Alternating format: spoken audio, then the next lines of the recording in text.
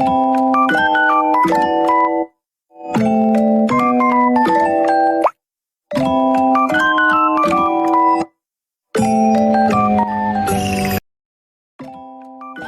anak-anak ibu semuanya, perkenalkan nama Ibu Fedrasi Tanggang.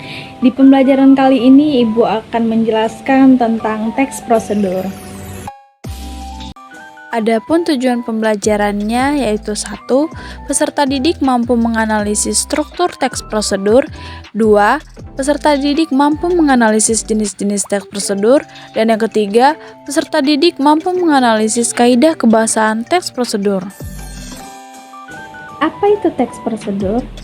Teks prosedur adalah teks yang berisi cara, tujuan untuk membuat atau melakukan sesuatu hal dengan langkah demi langkah yang tepat secara berurutan sehingga menghasilkan suatu tujuan yang diinginkan. Adapun struktur dari teks prosedur yaitu yang pertama tujuan. Teks prosedur memberikan penjelasan terkait tujuan dalam penyusunan teks prosedur. Yang kedua adalah material. Material adalah bagian yang berisi informasi tentang alat atau bahan yang dibutuhkan dalam pelaksanaan kegiatan. Yang ketiga adalah langkah-langkah. Bagian ini menjelaskan tentang proses atau tahapan yang harus dilakukan demi mendapatkan hasil maksimal sesuai dengan tujuan teks prosedur. Yang keempat adalah kesimpulan. Bagian ini menjelaskan tentang kesimpulan dari suatu prosedur yang telah dilakukan. Ciri-ciri teks prosedur yaitu 1. Menggunakan kalimat perintah. Yang kedua, terdapat panduan yang dilakukan. 3. Menggunakan kata kerja aktif. Yang keempat, menggunakan konjungsi atau kata hubung. Yang kelima, terdapat aturan dalam hal kegiatan. Dan yang keenam adalah terdapat isi kegiatan yang dilakukan secara urut.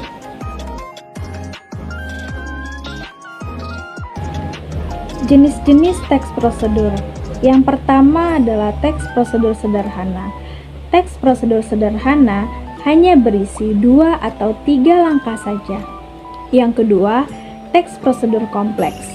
Teks prosedur kompleks terdiri atas banyak langkah dan jenjang untuk tiap tahapannya. Yang ketiga, teks prosedur protokol. Teks prosedur protokol adalah teks yang langkah-langkahnya bisa dibolak-balik tapi tujuannya tetap bisa tercapai. Kaidah kebahasaan teks prosedur yang pertama adalah kalimat. Kalimat adalah rangkaian kata yang membentuk suatu makna yang lengkap. Adapun macam-macam dari kalimat, yang pertama adalah kalimat imperatif. Kalimat imperatif adalah kalimat yang mengandung perintah. Contohnya tanda seru digunakan untuk mengakhiri ungkapan atau pertanyaan. Yang kedua adalah kalimat deklaratif. Kalimat deklaratif adalah kalimat yang bersifat memberikan informasi.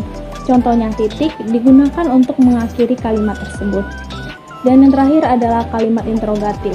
Kalimat interrogatif adalah kalimat yang digunakan mencari informasi dengan memberi pertanyaan. Contohnya tanda tanya digunakan untuk tanda tanya dalam pertanyaan. Selanjutnya adalah konjungsi. Konjungsi merupakan kata hubung. Konjungsi terbagi menjadi 2. Yang pertama ada konjungsi persyaratan. Konjungsi persyaratan adalah kata hubung yang menyatakan syarat. Contoh, jika, bila, andai, asalkan. Yang kedua adalah konjungsi temporal. Konjungsi temporal adalah kata hubung yang menandai urutan waktu. Contohnya, lalu, kemudian, selanjutnya, setelahnya. Kaidah kebahasaan yang berikutnya adalah numeralia. Numeralia adalah kata bilangan yang digunakan untuk mengurutkan langkah-langkah dalam teks prosedur. Contohnya, pertama, kedua, ketiga, dan seterusnya. Berikutnya adalah pronomina. Pronomina digunakan untuk menggantikan orang atau benda. Adapun macam-macam dari pronomina, yang pertama adalah pronomina penunjuk. Pronomina penunjuk adalah kata ganti untuk menggantikan benda. Contohnya ini, itu, tersebut. Yang kedua adalah pronomina persona. Pronomina persona digunakan untuk menggantikan orang. Contohnya, Anda, saya, kamu. Dan kaidah kebahasaan yang terakhir adalah verba. Verba merupakan kata kerja. Adapun macam-macam dari verba, yang pertama adalah verba material. Verba tingkah laku yang ditunjukkan lewat ungkapan. Contohnya, menyukai, berpikir, menyetujui, dan lain sebagainya. Yang kedua adalah verba tingkah laku. Verba tingkah laku ini mengacu pada sebuah tindakan atau perbuatan yang dilakukan secara fisik. Contohnya, mengupas, mengiris, memaku, memotong, dan lain sebagainya. Baik, itulah tadi penjelasan mengenai teks prosedur. Apabila Ibu ada salah pengucapan, mohon dimaafkan, dan sampai bertemu di pembelajaran berikutnya.